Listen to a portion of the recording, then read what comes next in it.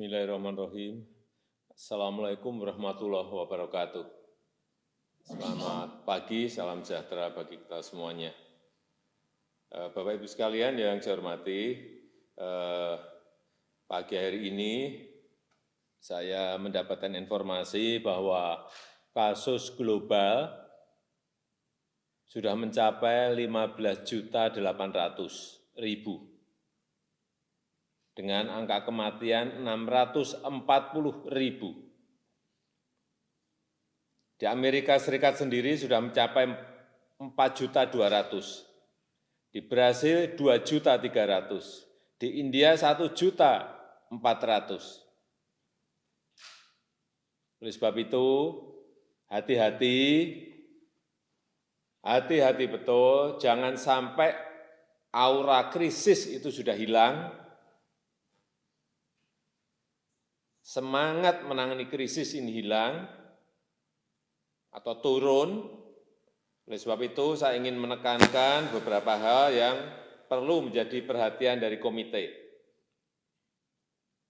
Yang pertama, komite ini dibentuk untuk mengintegrasikan kebijakan kesehatan dan kebijakan ekonomi agar seimbang antara gas dan remnya. Dan penanganan kesehatan menjadi prioritas. Tidak boleh mengendur sedikit pun. Jadi aura krisis kesehatan ini harus terus digaungkan.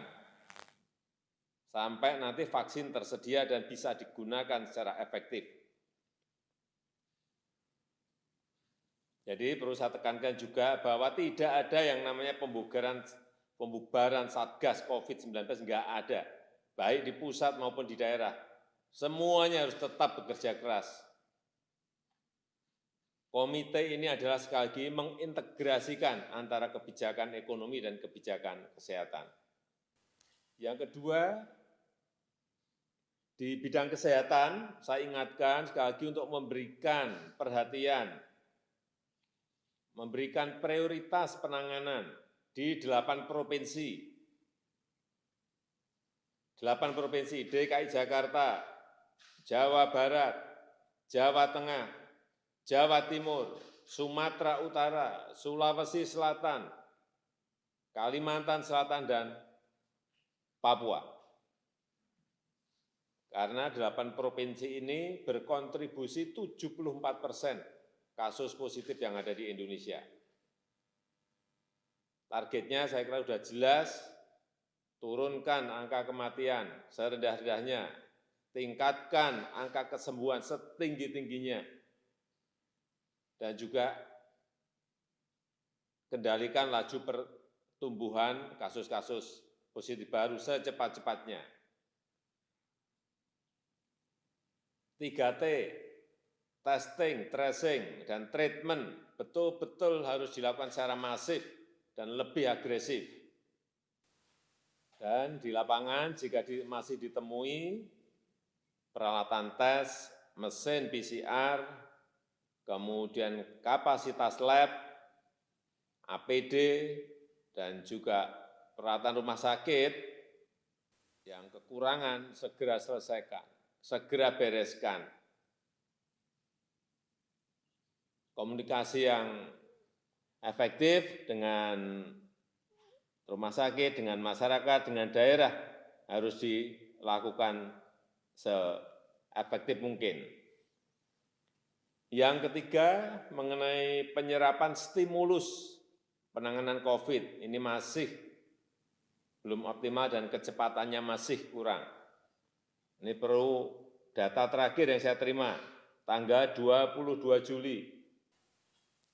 Dari total stimulus penanganan COVID, yaitu sebesar 695 triliun, yang terrealisasi baru 136 triliun, artinya baru 19%. Sekali lagi, baru 19%. Di perlindungan sosial 38%, di UMKM 25%, Ini termasuk penempatan dana di Himbara 30 triliun. Di sektor kesehatan baru terrealisasi 7%. Demikian juga di dukungan untuk sektoral dan pemerintah daerah juga baru terserap 6,5%. Insentif usaha 13%. Inilah yang harus segera diatasi oleh komite dengan melakukan langkah-langkah terobosan, bekerja lebih cepat, sehingga masalah yang tadi saya sampaikan, serapan anggaran yang belum optimal tadi betul-betul bisa diselesaikan. Saya ingatkan, kalau masalahnya ada di regulasi, di administrasi, segera dilihat betul. Kalau memang regulasi, ya revisi regulasi itu agar ada percepatan. Lakukan shortcut, lakukan perbaikan, dan jangan sampai ada yang namanya ego sektoral, ego daerah. Saya kira penting sekali ini segera diselesaikan sehingga aura dalam menangani krisis ini betul-betul ada betul. Saya ingin di setiap posko yang ada, baik di BNPB, di pusat, di daerah, di komite, itu kelihatan sangat sibuk, sana sini itu loh. Itu auranya krisis ada.